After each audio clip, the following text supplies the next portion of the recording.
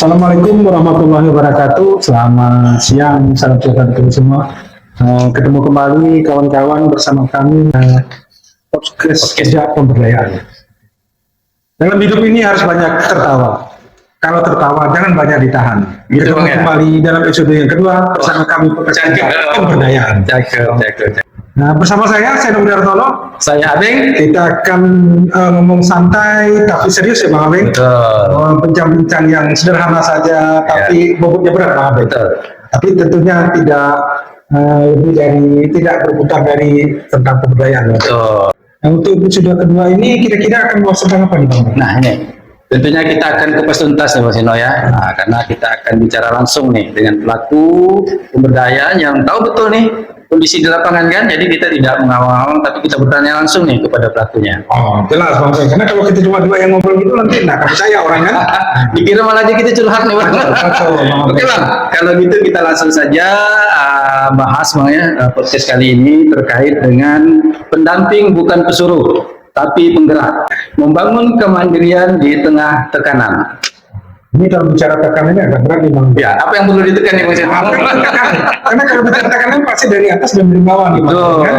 Kali ini kita akan panggil langsung ya teman kita, seorang pemberdayaan sejati nih Bang. Siap. Ini kabarnya Bang, saking sejatinya dia sudah ngotot masalah pemberdayaan Bang. Wih. Ikut turun ke desa, ikut warga gotong royong, bahkan ikut masak di dapur Bang. Wih, semangat. Bahkan ini yang paling mantap Bang.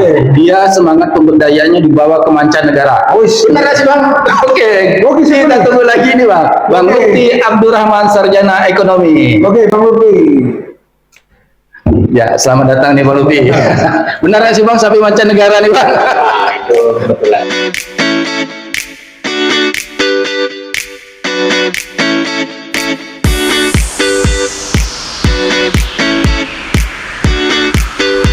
Baik, terima kasih untuk kesempatan podcast Jejak Pemberdayaan kali ini. Perkenalkan teman-teman, nama saya Lutfi Abdurrahman.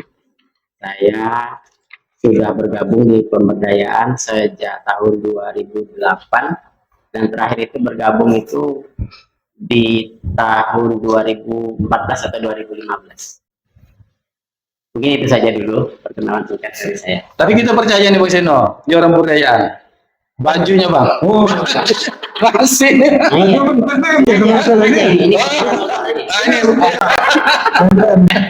Ya, jadi nanti kita akan coba Bang Lutfi ya bicara santai saja, rileks tentang namanya pemberdayaan. Karena ada satu sisi nih Bang Lutfi yang sebenarnya ada pelaku yang di belakang sini belakang.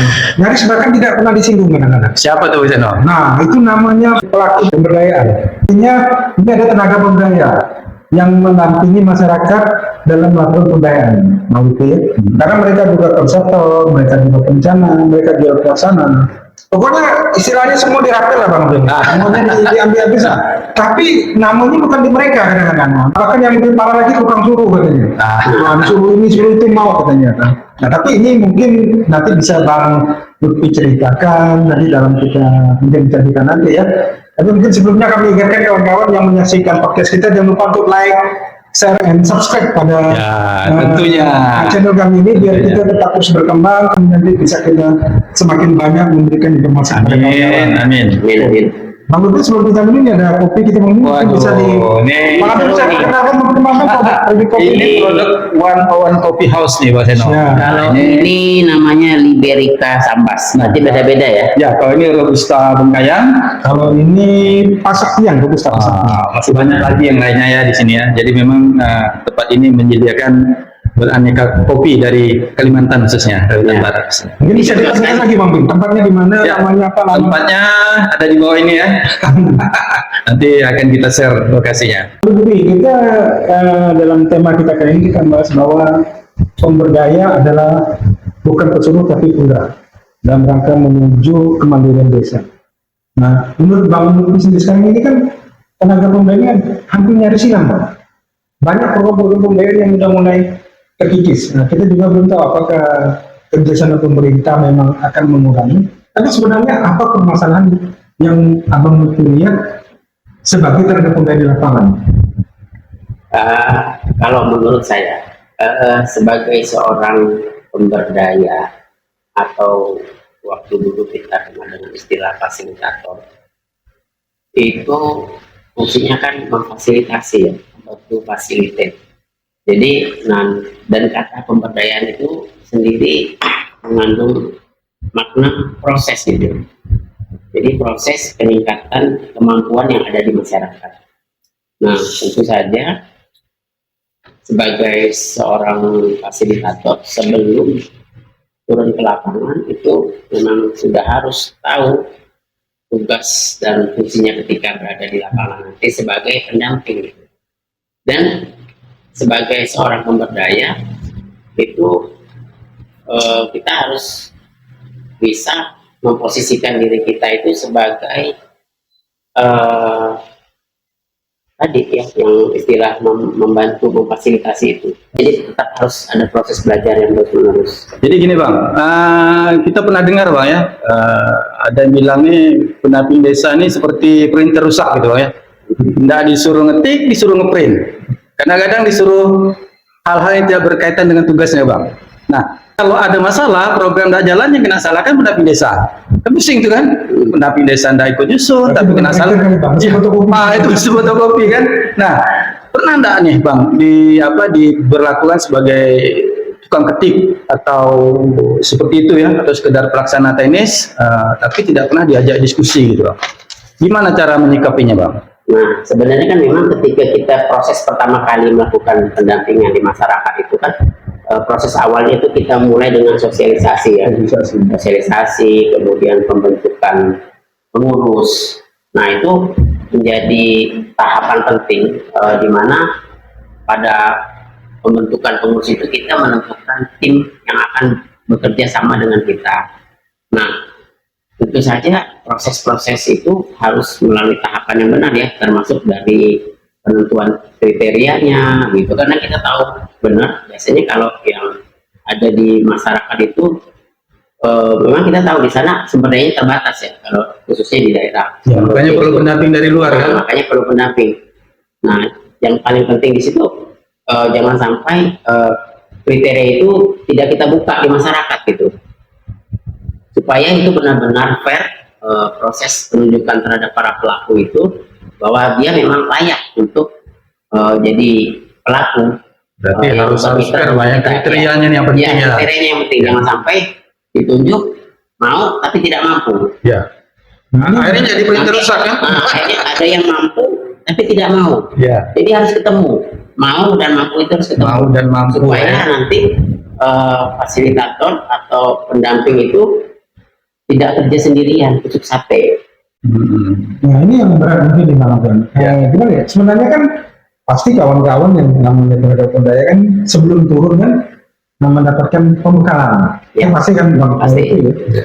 Cuma masalahnya kan ketika mereka ke lapangan, kemungkinan aparatur desa ini belum dapat pembekalan. Ya. Artinya kan ketika kita kawan-kawan masuk ke lapangan, kemudian menjadi penggerak Bang Abing, menjadi penggerak, kemudian pendorong agen perubahan. Nah, desa ini kadang-kadang mungkin belum siap. Nah, kira-kira menurut Bang Lutfi, pengalaman kita di lapangan, apa tantangan terberat bagi seorang pemberdayaan ketika mereka akan menjadi agen di desa, kemudian menghadapi dari kata Bang Lutfi, kita minta tenaga yang harus siap pakai. Artinya bukan hanya mau, tapi juga mampu. Tapi kenyataannya di situ memang tidak ada Bang Lutfi misalnya. Itu sebuah kira-kira bagaimana harusnya yang dilakukan oleh kawan-kawan ketika ketemu dengan kasus ini di desa dengan aparatur desa yang ada. Ya, baik. Kalau menurut saya memang penting sekali di tahap awal itu, seandainya memang dari stakeholder atau para pemangku kepentingan yang ada di desa itu belum mengetahui hal ihwal tentang program yang akan dijalankan oleh kita sebagai pendamping. Itulah sebabnya mengapa kita perlu melakukan sosialisasi awal, mengundang seluruh stakeholder atau pemangku kepentingan yang ada di wilayah tersebut untuk mengetahui, untuk menyamakan persepsi, maksud dan tujuan kegiatan kita atau pendampingan kita di situ, tahapannya seperti apa, langkah-langkahnya, goalnya seperti apa, itu semuanya harus dibuka semua sehingga semuanya bisa tahu apa maksud dan tujuan kita datang ke sana dengan program tertentu tersebut. Iya. Gitu. Artinya Bang Lutfi, mungkin di sini ya, sekali lagi kita kan belajar dari pengalaman Bang Iya. Lutfi ya. Mungkin kita pernah mendengar apa namanya PPN Mandiri Pedesaan gitu ya. Nah, di situ ketika belum memulai program itu, memang Bang Abu antara pihak kecamatan dengan fasilitator itu diberikan satu perhatian yang sama Bang Abu. Iya, supaya dalam persepsi yang Nah, sama gitu Bang ya. Ketika teman-teman ke lapangan, ke kecamatan itu camat tidak lagi Bertanya-tanya. bertanya-tanya. Iya. Artinya pihak aparatur dan pihak gubernur itu duduk bersama memahami program. Iya. Nah, mungkin tadi Bang Lutfi nggak buka. Nah, ketika datang nih, bagaimana kita bisa terbuka? Nah, bagaimana terbuka kalau kita tiba-tiba datang kan? Begitu Iya. Bang Lutfi kan? Iya. Nah, mungkin ini juga sebuah masukan lah artinya. Ya, nah ini parahnya Bang, Ah. ya karena tidak dilakukan itu ya. Jadi pendamping desa ini kesulitan dalam posisi tawar. Kenapa? Karena kan kerja tahun tadi kan, jadi kadang-kadang datang ke kantor desa malah dianggap anak magang Bang. Disuruh fotokopi itu Bang Sino tadi kan, disuruh bikin kopi kan, disuruh ngantar surat. Nah ini kan akhirnya apa? Akhirnya menjadi sebuah pertanyaan. Nah bagaimana pendamping desa ini harus membangun apa tadi namanya posisi tawar di hadapan perangkat desa atau desa sehingga mereka menjadi mitra yang sejajar gitu Bang. Tidak tersampaikan di situ ketika kita dianggap sebagai tukang fotokopi yang Iya. baru ketik. Ada yang belum tersampaikan di situ. Sebenarnya itu dia tahu posisi tawar kita bahwa kita datang ke sini itu punya sasaran yang lebih besar dari sekedar pesuruh gitu ya. Iya. Mungkin tadi Bang Lutfi udah buka sedikit Bang Abe. Ya. Bahwa perlu keterbukaan sosialisasi. Iya. Nah, Mungkin sekali lagi sebuah kritikan masukan bagi Iya. pemerintahan bahwa sosialisasi ini sepertinya penting. Artinya ada pemberitaan Bang Abe Iya. tentang sebuah program yang akan masuk ke sebuah desa atau kecamatan sehingga mereka paham. Selama ini ya setahu saya memang ada program yang kurang terbuka Bang. Iya. Bukan terbuka apa maksudnya Bang ya? Iya. Artinya tidak ada terstruktur. Ya artinya ada Langsung sosialisasi. disuruh ke lapangan. Langsung ke desa gitu kan? jadi dianggap anak magang kan? Nah, itu karena kecamatan nggak tahu. Iya. Nah, tiba-tiba nanti di akhir proyek tanda tangan. Ya, itu tadi kan. Nah, Tapi kalau ada program yang macet kena salahkan. kena salahkan. Nah, ini bagaimana menurut Bang Lutfi ini kalau terjadi ketika kita menemukan hal-hal yang seperti ini? Nah, sebenarnya banyak ya kasus-kasus yang seperti itu tuh. Itulah pentingnya tadi sinergi antara stakeholder atau pemangku kepentingan. Itu kan kalau kebetulan saya saat ini kan bergabung dengan salah satu lembaga swadaya masyarakat Ya. yang bergerak di bidang pelestarian lingkungan ya atau konservasi. Apa itu Bang? Nah, namanya Yayasan Planet Indonesia. Jadi Yayasan? memang Yayasan Planet Indonesia. Nah, jadi memang kita ini tidak terlepas dari birokrasi ya, birokrasi atau pemerintah. Nah, artinya apa? Ketika terjadi permasalahan di lapangan, sedianya ini dapat support Harusnya. dari leading sektor yang menangani atau masuk dalam ranahnya begitu. Nah, sehingga kita tidak berjalan sendirian begitu. Kan kaitannya ini kan kita kan ingin kondisi ideal ya Bang Lutfi ya. Bagaimana ini inginnya dibingkai baik oleh pemerintah maupun oleh desa ya penerima manfaat. Nah, kadang nih ya pendamping ini kan kayak status hubungan di medsos ya. Nggak jelas gitu ya. Kawan tapi kena suruh. Mitra tapi disangka tukang catat gitu kan. Nah, ini gimana nih kan kadang-kadang pemerintah juga tidak pernah ngasih tahu seperti apa sih pendamping, apakah sebagai juru damai atau bahkan tukang masak misalnya kan. Nah begitu juga masyarakat kan kita bingung nih pendamping ini siapa nih, orang pusat kah, orang kecamatan kah, atau tukang survei keliling gitu. Nah ini kira-kira seperti apa nih idealnya ya bahwa pendamping desa itu dibingkai gitu, baik oleh pemerintah maupun oleh masyarakat desa sehingga mereka akhirnya menerima keberadaan dari pendamping desa itu sendiri. Kalau menurut saya idealnya itu memang pendamping desa itu ketika pertama kali masuk ke wilayah dampingannya itu menyampaikan maksud dan tujuan ke sana. Nah, perlu support juga dari pemerintah lokalnya. Artinya ketika misalnya itu disampaikan oleh pendamping kepada katakanlah kalau di tingkat kecamatan maka yang paling support yang paling besar itu dari pihak kecamatan gitu. Mungkin dari pihak kecamatan menginisiasi dengan mengundang para stakeholder yang berada di wilayah kecamatan tersebut yang bisa saja itu semuanya bersinggungan dengan program tersebut, itu diadakanlah meeting atau pertemuan yang mana itu dipertegas lagi oleh yang ada di kecamatan untuk menyampaikan bahwa kita ada pendamping di tingkat kecamatan, disampaikan programnya ini, misalnya maksud dan tujuan seperti ini, dan fungsi peran pendamping ini nanti akan membantu dalam hal 1, 2, 3 dan seterusnya. Oke, kembali lagi kita pada hal berikutnya tadi ya. Makin banyak nih Bang Ben, semakin Ya. Bang Lutfi buka, kita semakin tercerah. Memang pemberdayaan ini sepertinya sosok yang kasihan ya. Kenapa kasihan Bang Seno? Ya karena dia sepertinya sendiri. Kalau dulu kami itu sering bercerita Bang Lutfi sesama pemberdaya itu. Kita ini orang paling aneh di dunia. Lapor dengan Pemda OPD kita dimarahi. Lapor dengan bos kita dimarahi. Balik ke rumah pun dimarahi gini karena jalan pulang. Kita seringkali menemukan ketika kita sedang sendirian. Ya. Artinya kita memegang prinsip Bang Ben. Kita memegang prinsip, kita menjalankan apapun yang harus, tapi ternyata kita menghadapi banyak tantangan. Kemudian kita tinggal sendiri nih, kita tidak ada yang membackup dan segala macam.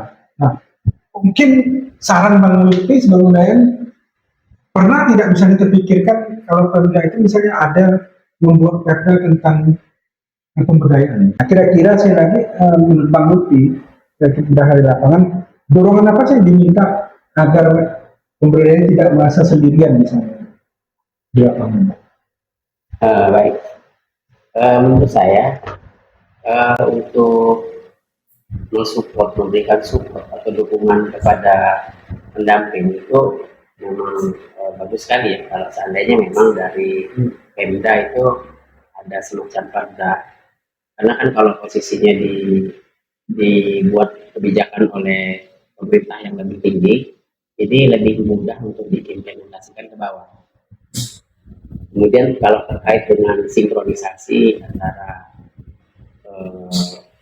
kebutuhan desa dengan usulan yang akan diberikan atau akan disampaikan oleh baik itu pemerintah maupun lembaga swadaya masyarakat atau NGO, saya kira itu kita bisa menggunakan satu dokumen ya, dokumen yang mungkin kita semua sudah tahu bahwa setiap desa itu kan punya rencana pembangunan. Ya, percaya mereka. Nah, apakah itu bisa menjadi salah satu panduan yang bisa disepakati bersama, baik itu oleh Pemda, pemerintah desa, kemudian dari lembaga swadaya masyarakat, itu disepakati gitu bahwa kita menghargai dokumen yang sudah disusun oleh pemerintah desa itu untuk direalisasikan. Dan itu kan melalui proses demokratis ya, sudah melalui proses perizinan dan sebagainya. Tapi tadi menarik ya, Bang Seno cerita tentang sendirian ya. Memang faktanya seperti itu ya, bahwa pendamping itu sering sendirian. Nah ini kan kalau kita ibaratkan ini orang naik motor di tanjakan Bang. Di lapangannya Ya di lapangannya sendiri. Naik dan ditanjakan udah berat ngos-ngosan. Ini rawan untuk menyerah pun rawan loh. Tinggal ngajak motor gitu kan pulang kan. Nah tapi kalau ketemu teman, sesama teman pemberdayaan itu timbul semangat lagi kan. Jadi semacam penambah semangat gitu. Nah ini kaitannya dengan jejaring antar pendamping desa Bang. Seberapa perlu sih jejaring antar pendamping desa ini? Kemudian juga kalau kita kaitkan, pernah nggak sih ada diskusi kecil-kecilan gitu antar pendamping desa yang mungkin nanti melahirkan ide-ide besar gitu yang akhirnya berguna untuk pemberdayaan masyarakat gitu Pak? Ya kalau jejaring perlu sekali. Kalau di lembaga saya saat ini kita tuh ada divisi komunikasi ya. Juga selalu ada evaluasi. Nah jadi kita juga berusaha memberikan sharing informasi itu antara satu wilayah dengan wilayah yang lainnya.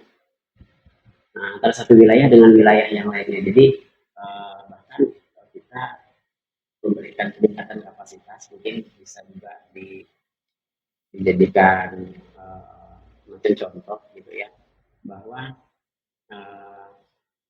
di situ ada proses di mana pendamping itu bisa membuat cerita. Cerita itu supaya apa? Supaya bisa dibagikan kepada teman-teman.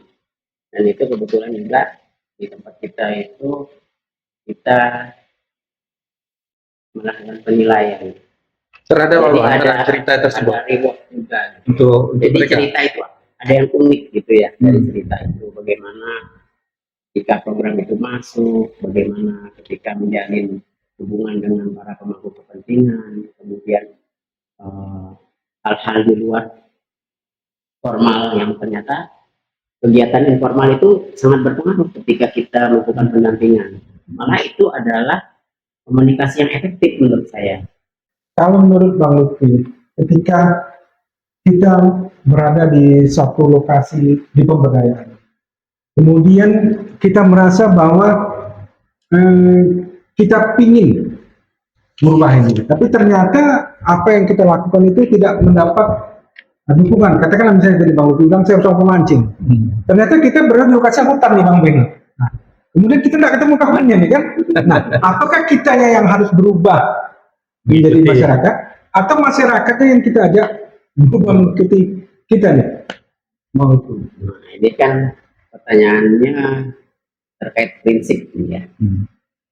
Jadi sebenarnya kita tidak terlepas dengan maksud tujuan awal kita membawa program itu. Jadi memang tidak mudah melakukan pendampingan itu karena kita berhadapan dengan karakter masyarakat. Jadi memang untuk memberikan pemahaman atau penyadaran itu tidak bisa instan. Jadi modal kita itu adalah kita harus bisa memetakan di masyarakat itu di mana pemangku kepentingan itu yang bisa memperkuat posisi kita gitu. Jangan sampai kita yang ikut masyarakat. Tapi memang itu tidak mudah gitu ya. Ada lokasi yang mudah, ada yang sedang, mungkin ada yang sulit, ada juga mungkin yang gagal. Itu namanya proses, semuanya itu proses gitu. Jadi yang penting kita jangan sampai potong kompas. Maksudnya potong kompas Kalau seperti potong apa? kompas itu biasanya gini, sesuatu itu mudah dikerjakan, terus kita itu kerjakan semua. Tentang kita pendamping ini tahu, mahir, udahlah Bapak, nanti tahu beres ya. Jangan sampai seperti itu, karena fungsi fasilitator ini kan kita pemberdayaan. Akhirnya jadi tukang kritik gitu Bang. Apa itu? Iya, nah itu yang salah di situ. Karena kita menganggap diri kita tahu, kita pandai, Kerjakan kita semua. mengabaikan mereka. Kerjakan Jangan sendiri. sampai seperti itu. Berarti kita mengabaikan proses belajar yang harusnya kita sampaikan itu kepada masyarakat. Salah itu normal.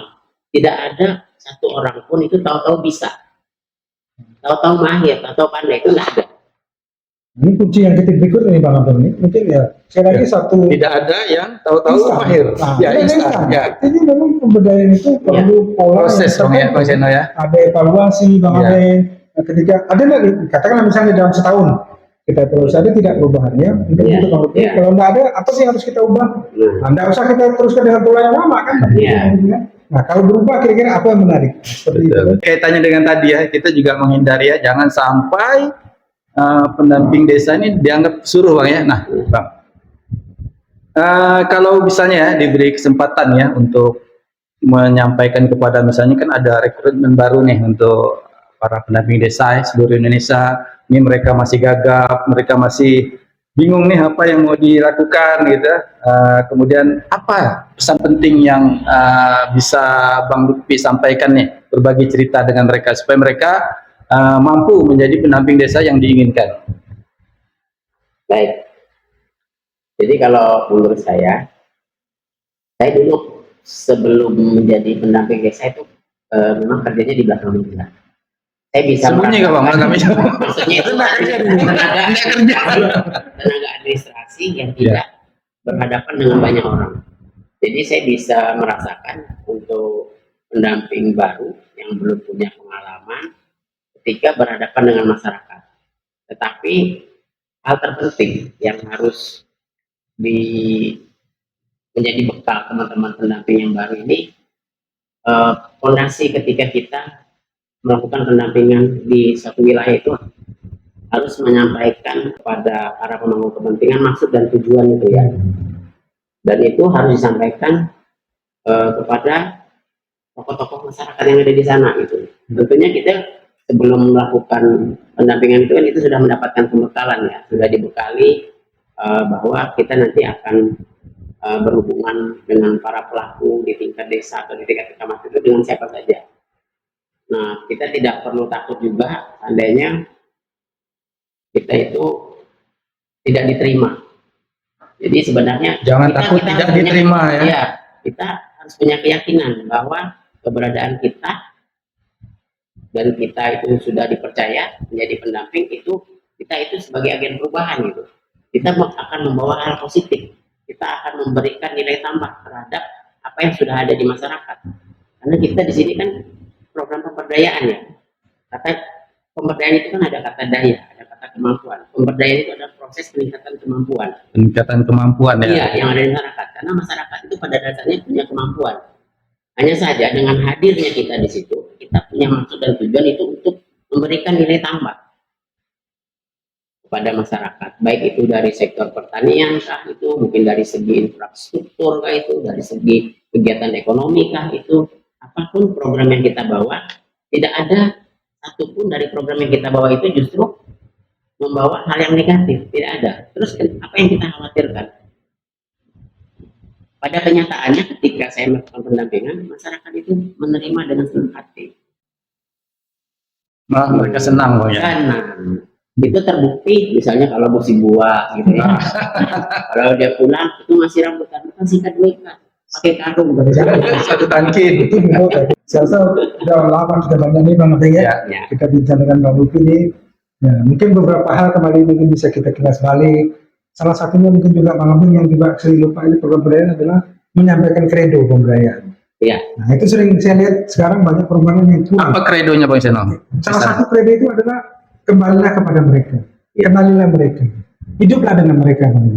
Tapi artinya memang ya, seperti kata Bang Lupi tadi, bagaimana kita bisa menyesuaikan dengan mereka kan? Ya kalau orangnya petani, jadilah petani di situ kan, jangan kau jadi pemancing. Ya. Walaupun misalnya kau hobi mancing misalnya kan, Ya. tapi kalau kau orang masyarakat ya, kalau masyarakat pelaut ya jadilah pemancing, jangan jadi petani.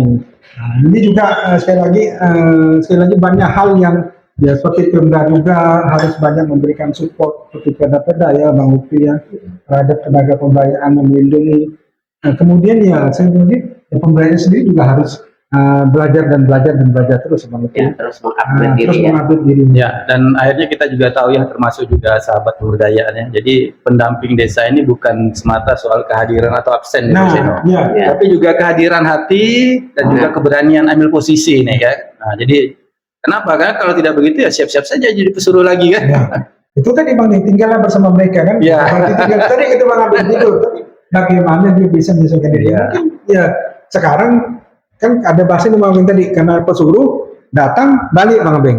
Nah. Karena pesuruh tadi. Iya. Tapi harusnya kan dia ya, paling tidak 2-3 hari misalnya kan dalam 1 minggu misalnya. Dan lagi kalau cuman pendamping ini menunggu perintah ya akhirnya Ya, cuma menjadi beban anggaran saja kan. Ya. Nah, harusnya kan mampu menjadi motivator nih Bang Seno. Iya, dia harus banyak bergaul kata Bang Lupi tadi. Mungkin ya kelompok-kelompok masyarakat dia harus kenal ya gitu ya. Ya. Bagaimana juga dia akan jadi agen perubahan kalau dia sendiri tidak memahami apa yang harus dia rubah kan. Ya. Oke, Bang Abeng, Closing Bang Seno. terima kasih Bang Lupi atas ceritanya. Kita sudah banyak berdiskusi. Mudah-mudahan apa yang kita sampaikan bermanfaat bagi semua teman-teman. Mohon maaf kalau misalnya ada salah hilap kata atau Saya juga mohon maaf. pada teman-teman misalnya atau semua pengambil kebijakan Bang Abeng ya. Mudah-mudahan itu dipahami bahwa salah satunya podcast pemberdayaan ini ingin memberikan pembelajaran berdasarkan pengalaman-pengalaman kawan-kawan yang ada di lapangan. Dan kepada sahabat pemberdayaan, mari tetap kita rawat semangat pemberdayaan ini ya. Jadi pemberdayaan itu tidak cuma melulu tentang proposal, tapi juga keberanian mengambil sikap nih Bang Seno. Siap, Ya, untuk perubahan, kebaikan di desa, Bang. siap. Oke, seorang pemberdayaan haruslah bangga karena Jaga. dia menjadi agen perubahan. Ya, Mudah-mudahan ketemu lagi kita dalam episode yang ketiga betul. bersama kami podcast Jejak Pemberdayaan. Wabillahi hidayah. Wassalamualaikum. Saya Seno Budi Hartono. Saya Abeng. Saya Kembali. Lutfi. Ketemu kembali dalam episode berikutnya. Terima kasih. Wabillahi hidayah. Wassalamualaikum warahmatullahi wabarakatuh. Waalaikumsalam warahmatullahi wabarakatuh. Salam lagi.